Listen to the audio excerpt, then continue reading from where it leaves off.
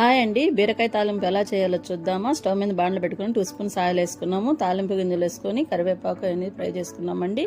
ఇప్పుడు సన్నగా తరిగిన ఆనియన్స్ ఒకటి వేసుకున్నాము. బాగా ఫ్రై అయిన తర్వాత మనం సన్నగా తరిగి పెట్టుకున్న బీరకాయని వేసుకున్నామండి. బాగా కలుపుకొని మనకు రుచి తగ్గట్టు సాల్ట్ వేసుకొని బాగా కలిపి మూత ఉంచుతామండి. సన్న మంట మీద 2 మినిట్స్ ఉండిద్దాము. అట్లాగా బీరకాయలోకి వాటర్ అన్నీ వస్తాయండి. బాగా సాఫ్ట్గా బీరకాయ ఉడికిపోతుంది. ఇప్పుడు మనం మూత తీసేసి బాగా కలుపుకొని కొద్దిగా పసుపు వేసుకున్నామండి. ఇప్పుడు వాటర్ అన్నీ బాగా ఇంకిపోవాలి. మన కారం ఎంత కావాలో అంత వేసుకున్నామండి. కొత్తిమీర వేసేసుకున్నాము. ఒక 2 మినిట్స్ సన్న మంట మీద ఉంచేద్దామండి. చాలా చాలా టేస్టీగా ఉంటుంది. మీరు కూడా ఇలా ట్రై చేయండి. ఎలా వచ్చిందో కామెంట్ చేయండి. చాలా సాఫ్ట్గా అయిపోయింది చూడండి ముక్క. వీడియో నచ్చితే like, share, subscribe. Shailu cooks and logs.